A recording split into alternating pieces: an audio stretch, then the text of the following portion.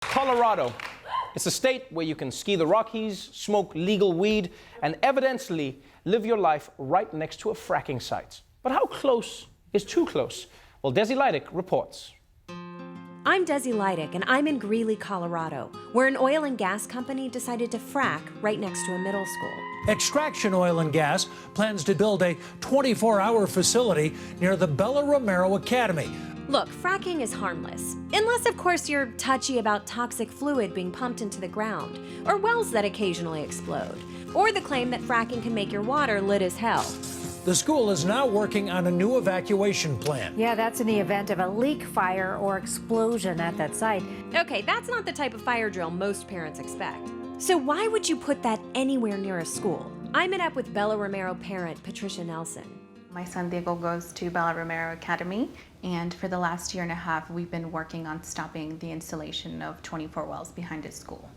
24 wells? Yes. Not just one? No, 24. Legally, how close can the site be to your school? Current setbacks are 1,000 feet from the school. Oh, 1,000 feet. It's like a mile away. It's a quarter of a mile. As a journalist, I don't listen to what I hear. I needed to see this distance for myself. So that's 1,000 feet. Yeah? Wow, that's fracked. Colorado, I love how chill you are, but with this, you're being way too chill. This is a huge problem, and uncovering it means I might finally win a Pulitzer Prize. And of course, save the kids of Bella Romero, obviously. So I sat down with Tim Estep, a lawyer who's suing the state for exposing students to such a clear health risk. Living near a fracking site has been correlated with nosebleeds, headaches, asthma, low birth weight, congenital heart defects, cancer, leukemia. It can be overwhelming. You know, the question is if it's appropriate to put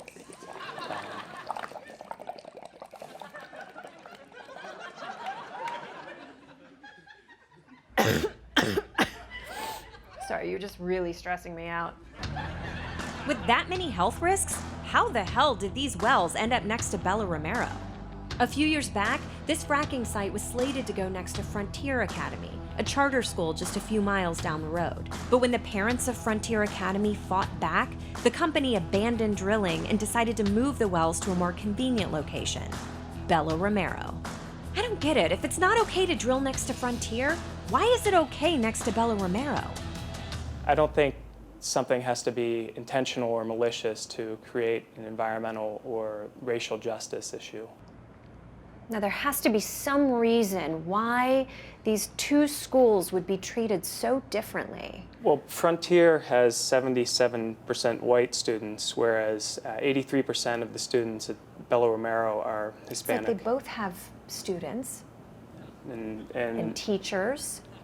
They both have teachers. 90% of the students at Bella Romero are both eligible about for the same size. free, reduced price lunch. I mean, what do you think it is? English is a second language in a majority of homes around in that community. I could be crazy, but this might have something to do with race. We also have a small refugee community, and I think it's very difficult for them to speak out even if they wanted to. Of all the pressures to move these wells, economic, geographic, does anyone else think it's a little strange that they ended up next to the school with some of the highest numbers of low-income Latino students? Environmental racism, that's a thing, right? You're right, that is the big issue in this case. Great, but you're winning the lawsuit, right? You got him by the oily balls? Unfortunately, No, don't say that. Don't say that, Tim. the law doesn't really have tools to account for that. If you're discriminated against when trying to buy a house, that's housing discrimination. You know, there's nothing comparable in where you cite oil and gas development. Well, Tim, maybe the law should expand its definition to include environmental racism, because environmental racism is just as important as all the other racisms.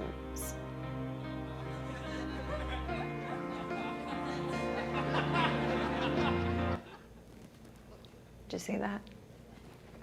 Nailed it. Look, this story isn't about my inevitable Pulitzer. It's about a town where fracking has run amok. A town that desperately needs a flyover journalist with the courage to say what residents have already been saying, but louder and on camera. And guess what? It worked. Right after we filmed this story, the company stopped drilling behind the school. And that's a happy ending. Wow, Desi Lydic, everyone. Desi,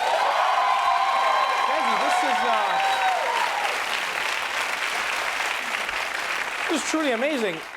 Because of your reporting, they actually stopped fracking near the school. Give it up for Desi one more time. That's amazing. No, it is true, Trevor. I am amazing. Look, all I did was I saw a problem, I heroically stepped up, and I fixed it. Ish. What do you mean, fixed it-ish? Well, they are going to stop fracking until they start again next summer. Wait, they're going to start again this summer? You said you solved it, though. That's why I said we're going to play the piece. No, yeah. Well, I did solve it, but then the oil company unsolved it. See, Trevor, you're just asking me about it at the wrong time. So if you would have asked me a few months back, it still would be solved. So really, it's on you. I'm sorry? Apology accepted. Well, I hate to break it to you, but I don't think there's going to be a Pulitzer Prize for journalism now. Well, no, definitely not for the oil companies. But I still think I have a shot. You know, the Pulitzer Committee will be sliding into my DMs any day now. I don't think that's how it works. Desi Lydic, everyone.